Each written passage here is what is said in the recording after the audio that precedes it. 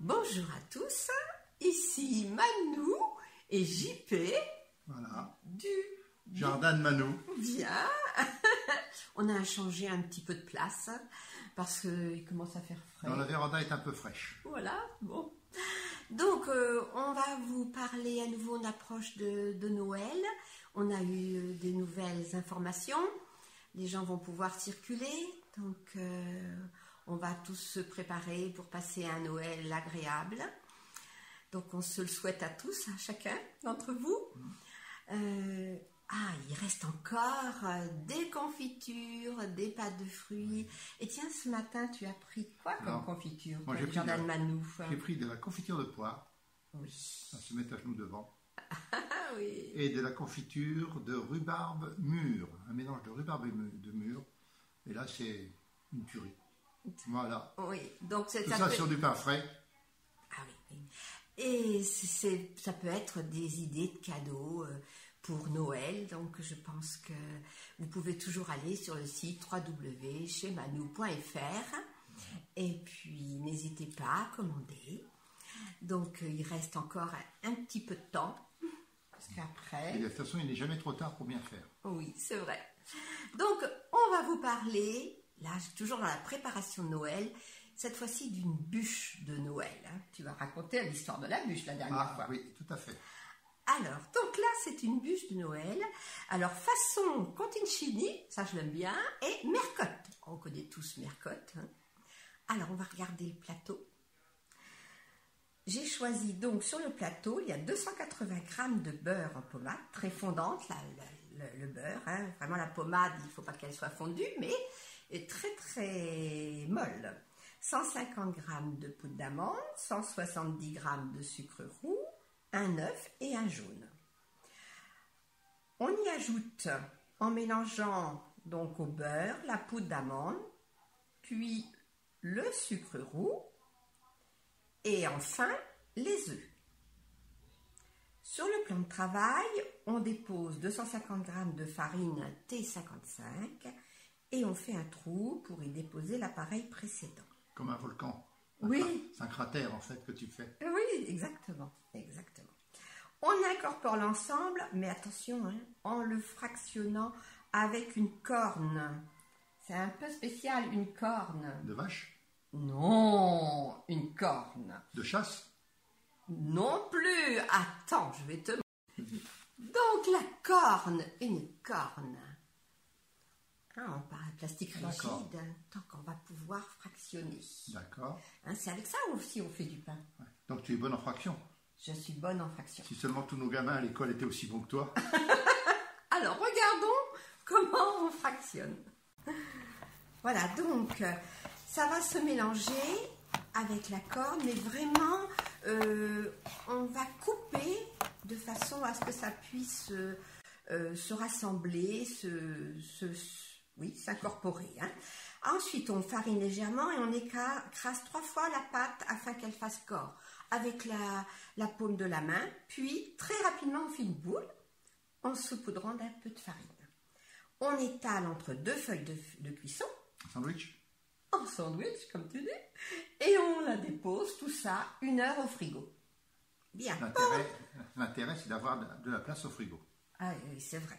Mais si on prépare en avance, eh bien, on va pouvoir congeler. Et le jour de Noël, c'est pas à faire, ça. D'accord. Non.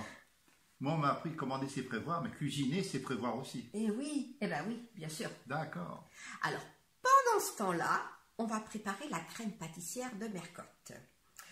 Alors, sur le plateau, on a 500 g de lait, 80 g de jaune d'œuf, 84 g de sucre semoule, 8 g de feuilles de gélatine trempées dans de l'eau froide pour les ramollir, 24 g de maïzena, 20 g de farine T55, 40 g de beurre, 2 cuillères à café de vanille liquide. Donc, on mélange avec la cuillère magique. Ah, la cuillère magique. C'est la Maris. La cuillère magique que l'on a vue, oui. On l'a vu, la cuillère magique. Oui, une précédente vidéo. Voilà, et vraiment, c'est très intéressant pour mélanger. Donc, on va mélanger les œufs et le sucre. Ce mélange va blanchir très rapidement hein, grâce à cette cuillère. On y ajoute la farine et la maïzena. On amène le lait à ébullition et on mélange un peu de lait dans cet appareil précédent et on remet tout dans la casserole. On apporte à ébullition en remuant sans arrêt. La crème épaissit et lorsque la pâte est épaissie, on y ajoute hors du feu le beurre puis la gélatine essorée. On remue fortement puis on dépose l'ensemble dans un saladier et on filme au contact. Et on va laisser refroidir au frais pendant 2 heures. Bien, alors on va revenir maintenant au supra sablé de Conticini.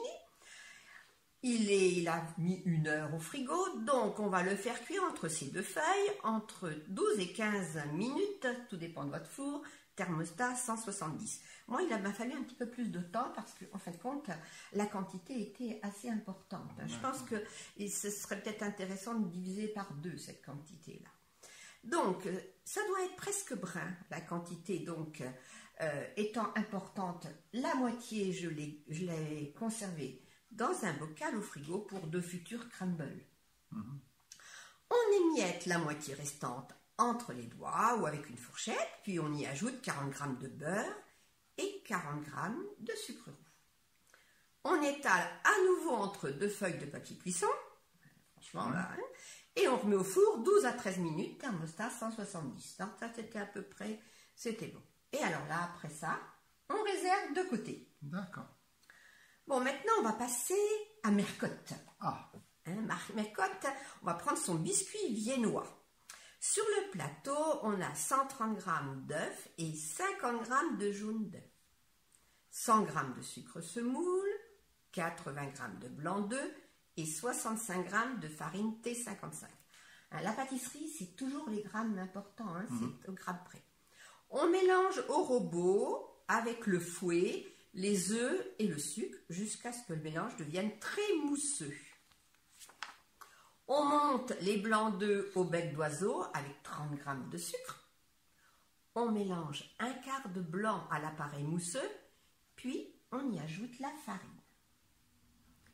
On termine par mélanger doucement le reste des blancs en soulevant le mélange avec une maryse. La maryse. Voilà la maryse. Voilà la maryse. Ça permet de racler aussi, ça. C'est intéressant. Ça peut être intéressant. Donc, ensuite, on va étaler l'ensemble dans un moule rectangulaire, plexipate, et on enfourne 10 minutes à 170 degrés. Alors, le four, le plat, là, l'ensemble moule, je vais vous le présenter. Voilà, c'est ça. C'est du silicone, en fin de compte. Et puis, en dessous, j'ai une toile, une plaque ajourée. Donc là, c'est vraiment très, très bien. Donc, on enfourne 10 minutes à 170 degrés. Et le biscuit est super aéré et moelleux. Là, on a regardé cette photo. Et maintenant, on va pouvoir faire le montage. Mais avant, on passe au mixeur, la crème pâtissière qui est restée 2 heures au frigo. D'accord. J'ai choisi donc ce moule pour monter la bûche. Il est aussi en silicone, ça, pour pouvoir le démouler, ça va être super facile. Je tartine le fond et les côtés avec la crème pâtissière. J'étale un rectangle de biscuit sur lequel je dépose de la confiture de chez Mano. Oui. T'as mis quelle confiture là? Là, j'ai mis une confiture pomme, abricot. À nouveau, je mets de la crème pâtissière, puis du biscuit. À ce niveau-là, on pourrait étaler une couche de la fameuse ganache au chocolat, expliquée la semaine dernière. Perso, je remets une couche de confiture et je termine par le supra sablé. D'accord. Puis je filme et au congélateur. Et voilà ce que ça donnera avant la décoration. Et pour ce jour, j'ai choisi de faire 2 petites bûchettes, plutôt 2 souches. Et la déco est faite... Des souchettes. Des souchettes. Et la déco est faite avec de la chantilly parsemée de graines de grenade. Chantilly maison. Oui, maison, tout à fait. Mais ma foi, vous décorez selon votre goût. Si vous voulez mettre du chocolat, c'est parce qu'il y a de la ganache, vous pouvez faire ce que vous voulez. J'ai choisi, moi, ceci, et vraiment, c'était délicieux. Le fait du sucre sablé, de la crème pâtissière et la grenade, la confiture qui se sentait presque pas, hein, la grenade qui croquait sous les dents. Ça explose en bouche. Exactement, ça explose en bouche. Alors, on espère que ça explosera également chez vous. Et on va vous souhaiter une bonne journée. Et puis, à dans 2 jours. À dans 2 jours. À bientôt. Bon dimanche et prenez soin de vous.